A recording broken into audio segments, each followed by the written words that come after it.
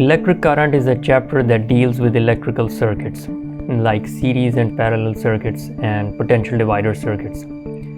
It's about calculating voltages, resistances, and currents.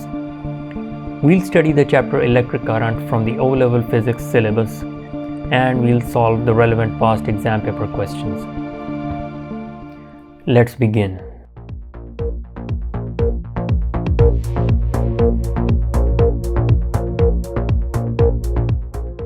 A very simple electric circuit looks like this. It has a cell with a longer positive terminal and a shorter negative terminal, and the cell is the source of power in the circuit. Then we have the wires that connect the circuit together and a resistor, this rectangular box that uses up the power from the cell. We need to understand what happens in these wires that are most commonly made of copper, which is a conductor that conducts electricity. But how? Once you understand that, it will form the foundation of your understanding of electricity and electromagnetism. And the understanding starts with the structure of atom, a metal atom. At the center of the metal atom is a nucleus that is filled with protons, positively charged protons. Around this positively charged nucleus are electrons, negatively charged electrons. Now, some electrons are closer to the nucleus and some are far away from the nucleus. The electrons that are close to the nucleus are held tightly by the grip of the nucleus. We are concerned with electrons that are far away from the nucleus. The nucleus does not have a very tight grip on them, and if a cell or a battery pushes them, they start to move. They are called free electrons. They are free to move. And that is why metals like copper conduct electricity, because some of their electrons are free to move. But they start moving only when a power source like a cell or a battery pushes them. Now, inside a copper wire, there are lots of copper atoms. And around those copper atoms are lots of free electrons. To move these electrons, we need to push them. And to do that, we attach a battery to the wire. Suppose on the left end of this wire, we attach the negative terminal of the battery. And on the right end of this wire, we attach the positive terminal of the same battery. The negative terminal will start to push the negative electrons away from itself, and the positive terminal will start pulling the electrons towards itself. The electrons will start flowing from the negative terminal to the positive terminal. More electrons will keep coming into the wire from the negative terminal so that the electrons keep flowing from negative to positive.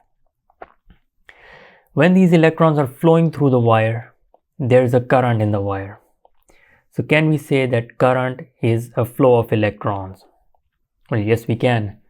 But we also know that electrons have a negative charge on them. And when electrons move, they carry this negative charge with them. When electrons are flowing, negative charge is flowing. So we say that current is a flow of charge through a conductor. To be even more specific, current is the quantity of charge flowing through a point in a given amount of time. And that brings us to the definition of electric current. Rate of flow of charge, or charge per unit time. We can write this definition as an equation. Current equals the charge that flows through a point divided by the time it takes for the charge to flow. Now we need to learn the symbols. We use the capital I or uppercase I for current. For charge, we use the capital Q or uppercase Q. And for time, we use the lowercase t or small t. I equals Q divided by T. And now the most important thing, the units. The SI unit for current is the ampere with the symbol capital A or uppercase A. The SI unit for charge is the coulomb with the symbol capital C. And the SI unit for time is the second with the symbol lowercase s or small s. So the ampere equals coulombs divided by seconds, or coulombs per second. Now, before we start solving questions, there is one important idea that you need to be aware of. Let's draw an electric circuit with a cell that has a longer positive terminal and a shorter negative terminal, and the connecting wires that connect the cell to the resistor. Now, you just learned the direction in which electrons will flow. They will move from the negative terminal of the cell to the positive terminal. But that is not the direction we use for electric current. And why is that? Before electrons were discovered, physicists used to think that the electric current flows in the other direction, from the positive terminal to the negative terminal. And we still use the same direction of the electric current from positive to negative, and we call it the conventional current. Now you can say that is the wrong direction. Well, yes it is, but it does not matter.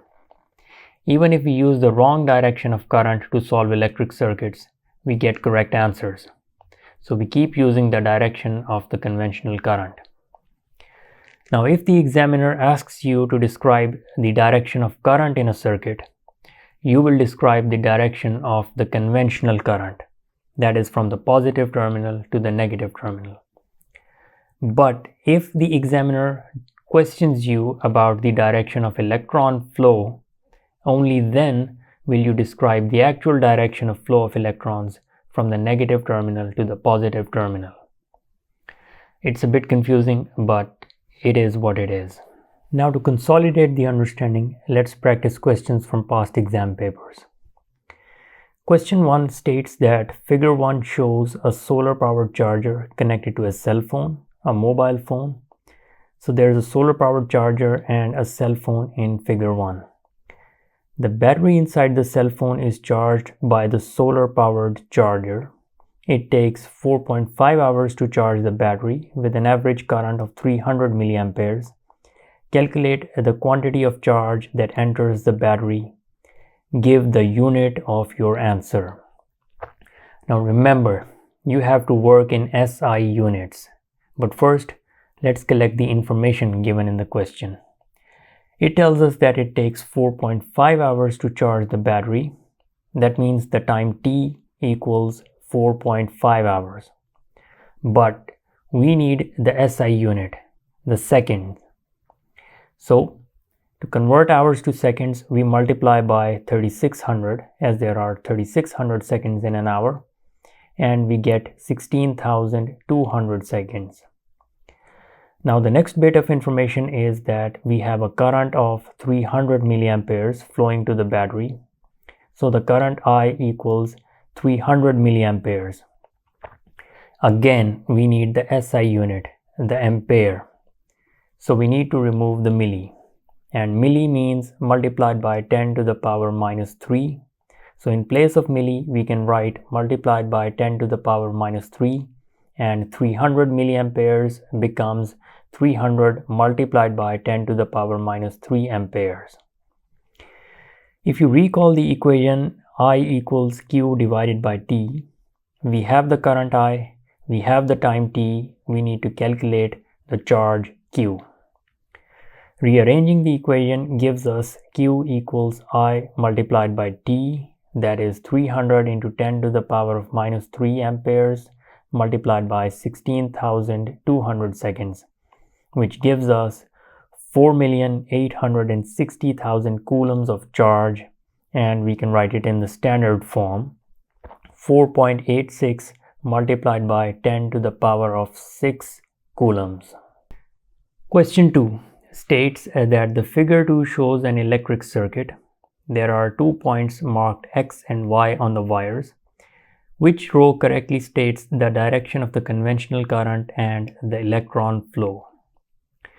To get to the correct answer, let's draw the direction of conventional current on the circuit. Conventional current will flow from the positive terminal of the cell to the negative terminal. That means the conventional current goes from X to Y. So we can rule out the options B and D because they have the wrong direction of conventional current. Now let's draw the direction of electron flow on the circuit.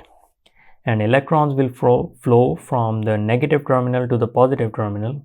That means electrons go from Y to X. So that gives us option A as the correct answer. Question 3. The sun produces a solar wind, which is a stream of charged particles. Okay, so a wind is blowing away from the sun. That wind contains charged particles. And if charge is moving away from the sun, that means a current is flowing away from the sun. In one part of space, the solar wind is due to the movement of protons away from the sun. A charge of 180 coulombs passes through a small volume of space in 2 minutes. Calculate the electric current in this volume of space. Now you are given the charge Q, that is 180 coulombs, and you are given the time T, that is 2 minutes. First, convert the time to its SI unit, that is 2 multiplied by 60, giving you 120 seconds. Now, write the equation I equals Q divided by T and place the values into the equation.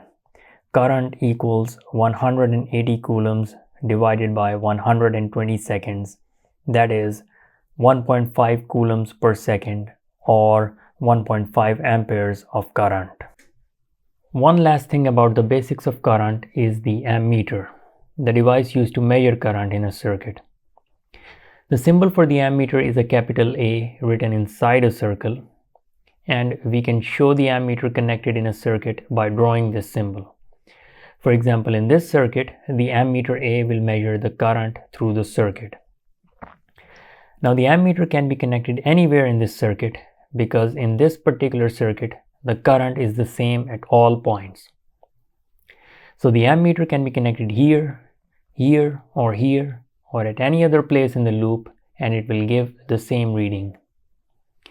Later in this chapter, we will look at circuits that have different currents at different points. What you should know about the ammeters is that they have a limited range. For example, 0 to 10 amperes or 0 to 200 milliamperes, and the ammeter can only measure currents within its range. These were the basics of electric current. That's all for this lecture. In the next one, we'll study about the voltage, the EMF, and the potential difference. See you later.